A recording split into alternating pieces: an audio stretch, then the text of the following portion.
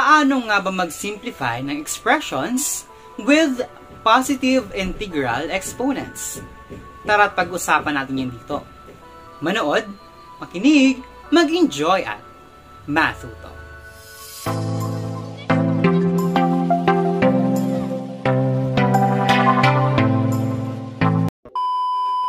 What's up guys? Welcome to my YouTube channel.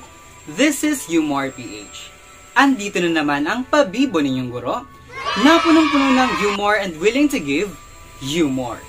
Narito ako para tulungan ka, natulungan ang sarili mong matuto sa pamamagitan ng math pinadali, math pinasaya, at math pina-exciting na mathematics lesson. Now, if you find this video helpful, please huwag mong kakalimutan na mag-subscribe and i-click ang notification bell para updated ka sa mga lessons natin dito sa Humor PH. And also, please help me to share this to your friends, classmates, parents, teachers, students, and to your tita, tito, ate, kuya who needs this lesson as well. And without further ado, let's get to our discussion.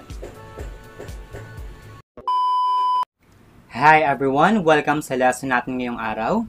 So for today, we're going to discuss about integral and zero exponent part number 2. Yes, this is now part number 2. So yung unang part, diniscuss natin or nag-focus tayo dun sa zero exponent. How do you deal or how do you solve expressions when it has the presence of zero exponent?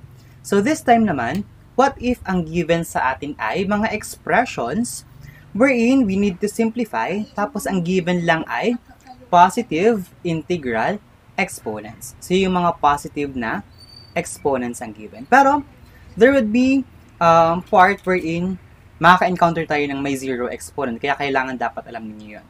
So if you want to watch yung part number 1, so I will just put here the link dito sa may upper right. Then, click that muna para may idea kayo kung paano gagawin, paano kapag zero ang exponent niya. Alright? So, let's get this lesson started. So, I'll give you 3 examples para dito sa topic natin. So, simplify the following expressions. So, as you can see, yung mga exponents ng variables natin dito ay positive exponents lang. Okay? So, for part number 3, abangan ninyo paano ang gagawin kapag negative na or there would be a presence of negative exponents. How do you deal with those type of problems? Alright, so let's start with letter A. Ayan. So, actually, I have discussed this already, yung ganitong mga type ng problem dun sa loss of exponents. So, if you want to get the details of that, so, panoorin nyo yung discussion natin about loss of exponents in terms of division.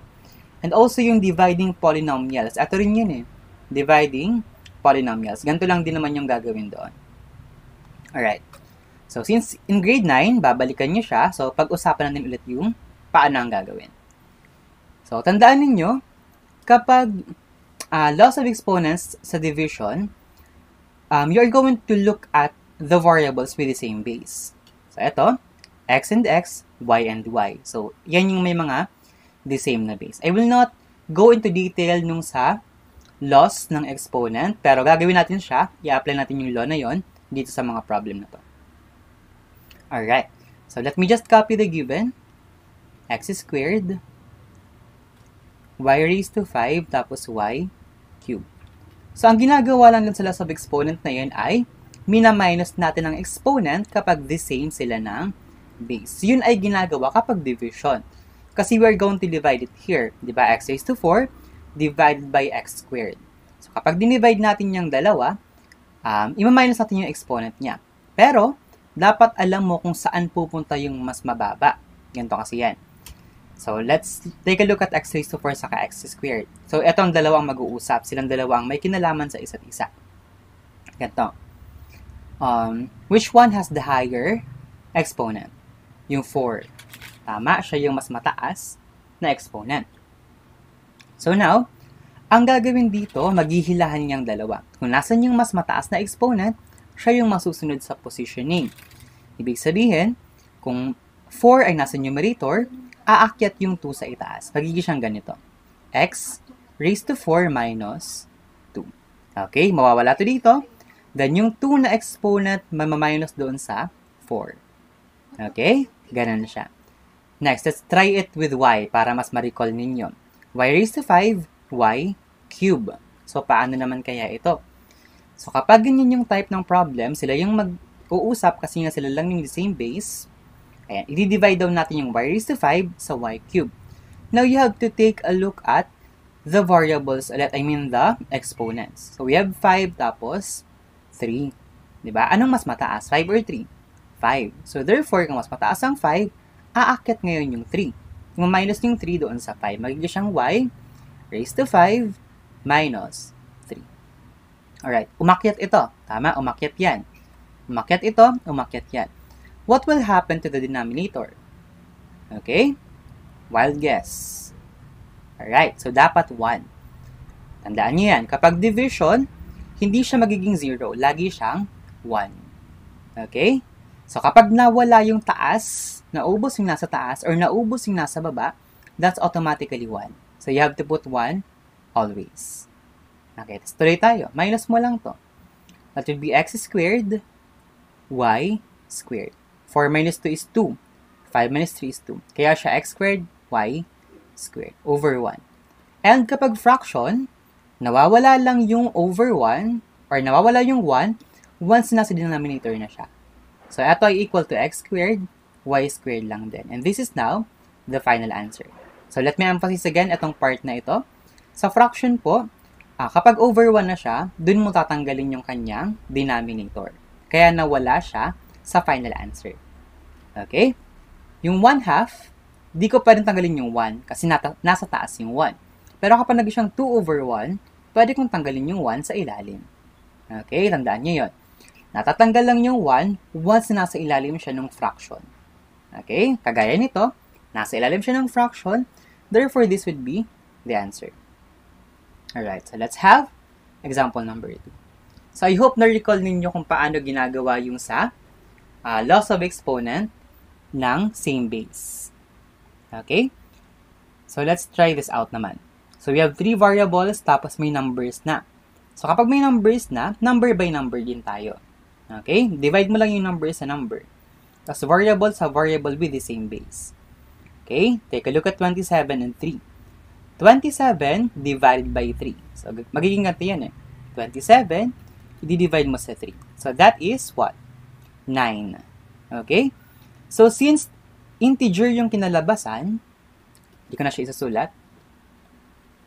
Alright? So, since integer ang kinalabasan, when we divide 27 and 3, dapat yung sagot ay nasa numerator. Handaan, kung integer yung naging sagot, lagi siyang nasa numerator. Kaya positive yan or negative, dapat lagi siyang nasa numerator. Pero there would be times na hindi ito kayang ma-divide, pero kaya siyang i-lowest term. Okay? May mga fractions kasi diba na hindi na kayang ma-divide, pero kaya siyang i-lowest term. So, ganun din naman ang gagawin natin dito sa mga problems na ganito. Next, move tayo sa A. So, ito yung A, tapos ito yung isa pang A.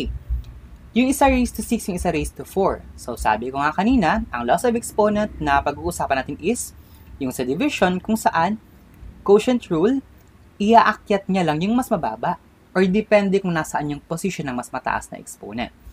So, since here, 6 ang mas mataas, aakyat yung 4. Magiging siyang A raised to 6 minus 4.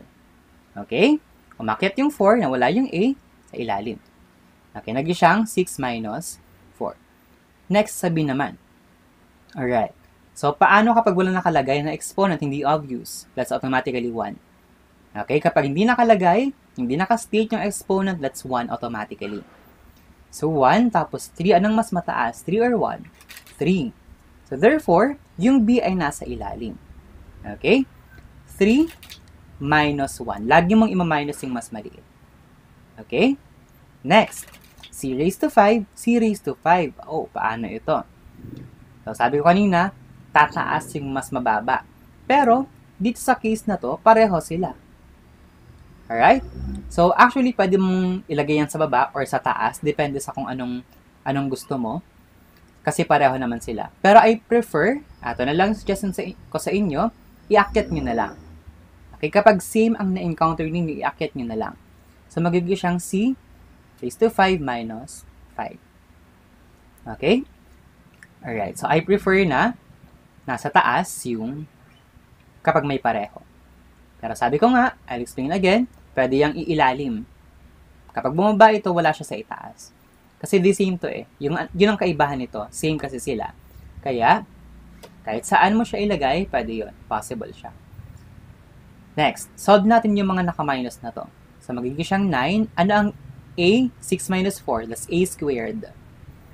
Ang c, 5 minus 5 is 0. C raised to 0. Over b raised to 3 minus 1. That is b squared. Ayan.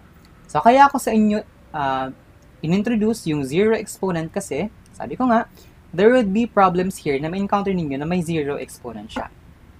Ano nga nangyayari kapag may zero exponent? Anything na naka-raise sa 0, the answer is 1. So therefore, atong c raised to 0, magiging siyang 1. Magiging siyang 9a squared times 1.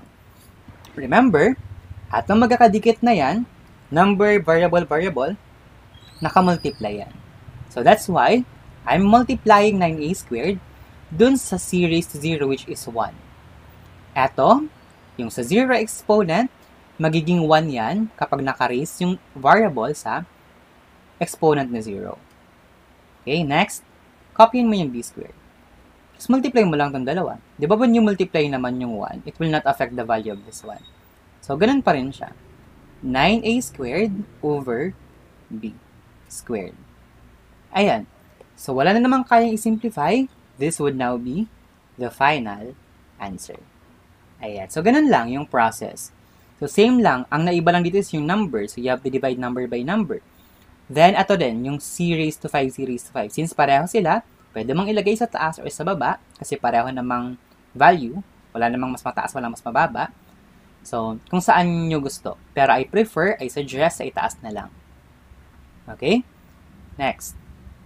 Ayan, so that would now be the final answer. 9a squared over b squared. So, naging 1 yung c raised to 0. That's the loss of exponent for exponent na 0 na. Okay, so let's have our last example. 5x raised to 8, y raised to 7, z, all over 25x raised to 8, y raised to 9, z raised to 10. Okay, isa-isahin ulit natin. 5 by number. 5 by 5, x by x, y by y, z by z. So, 5 divided by 25. Ang 5 daw, hati-hatiin mo sa 25. Can you get a value na integer? Hindi. Kasi ang liit ng 5 kapag dinivide mo siya sa 25. So, ito yung sinasabi ko kanina na may mga times na hindi siya kaya na gawin na integer. Na hindi lalabas na integer yung sagot. So, what we are going to do here is to just simplify. I mean, lowest term. Diba? 5 divide 25, cannot be, hindi siya pwede. Pero kaya siyang gawin na i-lowest term na lang. Okay? So, mag-iisip ka lang, ano ba yung number na makaka-divide sa 5 saka sa 25? That's 5. Divisible yan sa 5. Or yung tinatawag natin na GCF. 5 divided by 5 is 1. 25 divided by 5 is 5. So, therefore, atong sagot dito is 1/5. So, lagay natin yan sa taas, 1, tapos 5. Ayan. So, ito kasi yung common mistake actually. Ang iniisip nila, 5 divided by 5 is 5 din. That's incorrect. Mababa ito compared sa 25. So, that cannot be 5. Okay? Dapat 1/5 yung sagot natin. Ayan. So, yung x naman. X raised to 8, x raised to 8. I prefer, kapag pareho, sa itaas ko nilalagay. X raised to 8 minus 8. Okay? Pareho kasi sila. Yung y naman, maghihilahan yung y. 9 yung mas mataas, therefore yung 7 ang bababa. Therefore yung y ay nasa ilalim. Magiging siyang 9 minus 7. Z raised to 10 saka z raised to 1, bababa yung z. Magiging siyang z raised to 10, minus ko ito. Minus 1. Okay? Tapos i-minus natin lahat. Magiging siyang 1 over, ayan, 1x raised to 0, ayan, mamaya ito. Over 5, y squared, 9 minus 7 is 2, 10 minus 1 is 9, z raised to 9. O what will happen nga ulit? Once na yung variable ay naka-raise sa 0, magiging 1. Okay? So, since may 1 dito, magiging siyang 1 times 1. Okay? At yung 1 dito yung una. Tapos yung x raised to 0, diba? Loss of exponent din yan. Lagi siyang 1. Okay? Any number, any expression, any variable, any base na 0 ang exponent, ang sagot ay laging 1. Alright. Copy natin yung ilalim. 5 y squared 0 raised to 9. Okay? Tapos 1 times 1 na lang. Dito na natin. What is 1 times 1? That's 1. Over 5 y squared 0 raised to 9. And this would now be the final answer.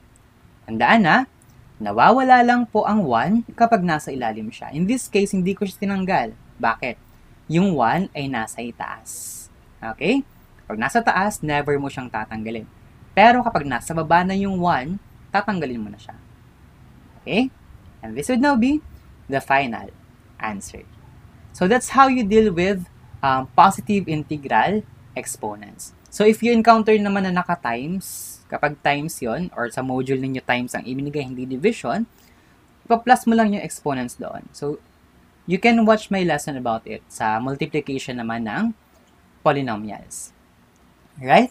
So I guess you're ready? So let's have our humor drill. So I'll give you 2 items to answer. Simplify the following expressions, letter A and letter B. Okay? I'll pause for a while now, and I'll get back to you to give the answer. But if you still need time, feel free to pause the video. Your timer starts now.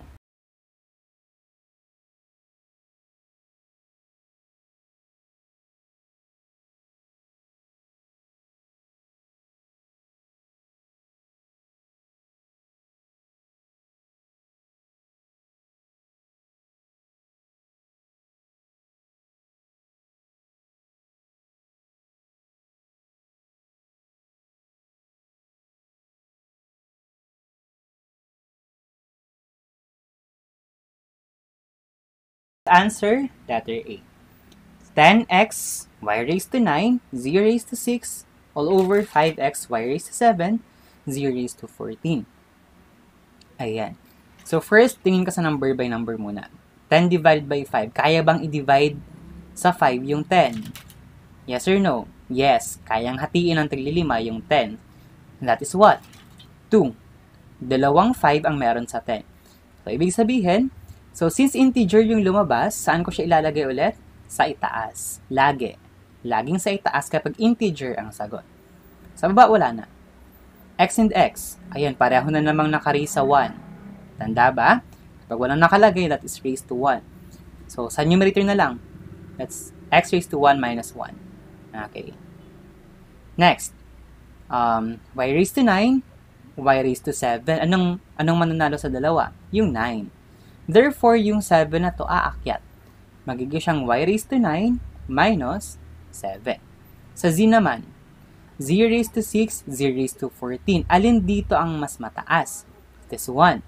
So therefore, ito ang mananalo. Hila niya yung 6 pababa. Magiging siyang 0 raised to 14 minus 6. This is 14. Ayan. Tapos minus mo na lang. Magiging siyang 2.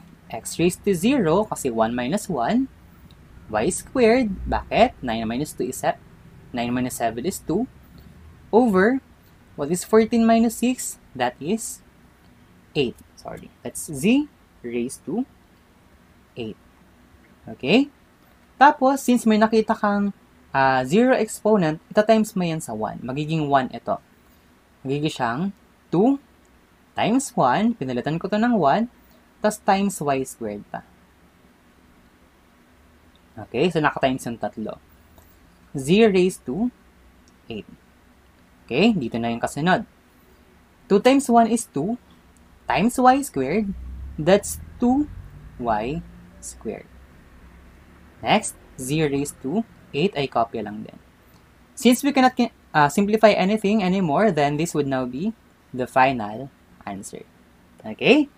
Congratulations kung nakuha mo ang tamang sagot for number 1. So, this would now be our answer. So, let's have yung letter B naman.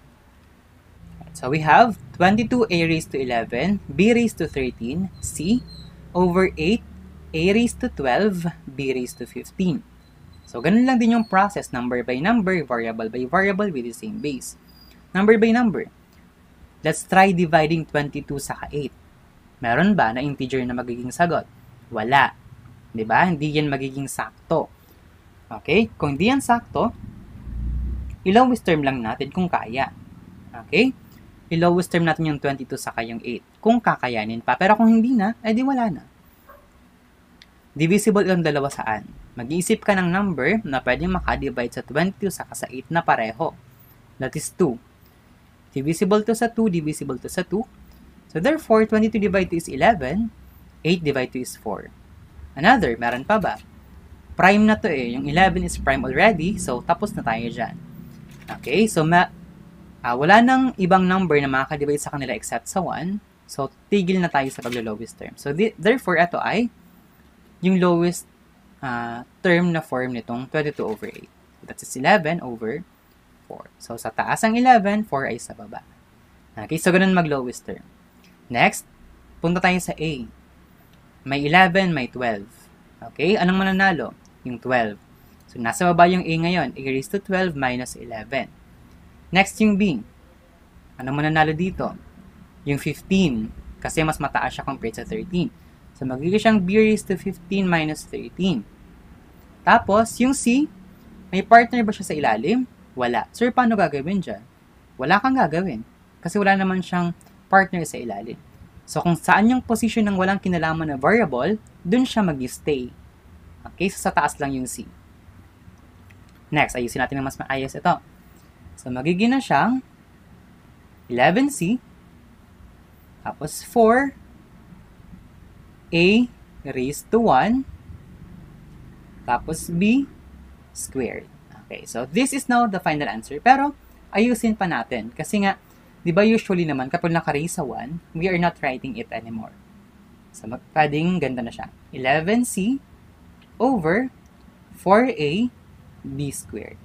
And this would now be the final answer. Ayan. So, kung itong sagot mo may raised to 1 pa, that's fine. Kung itong sagot mo walang raised to 1, that is also fine. Okay? So, I hope nakuha mo yung tamang sagot for letter A and letter B. Alright, so mention your score sa comment section para makongratulate kita. Alright, so thank you so much for watching. I hope you've learned a lot today. And I want to see you in our next video. Bye-bye! Thank you so much for watching, guys. I hope you've learned and enjoyed our lesson for today. And if you did, please wag na wag mong kakalimutan na mag-subscribe and i-click ang notification bell. And also, don't forget that you deserve more. You can learn more. And you can be more. #YouMorePH. Bye-bye! See you in our next video.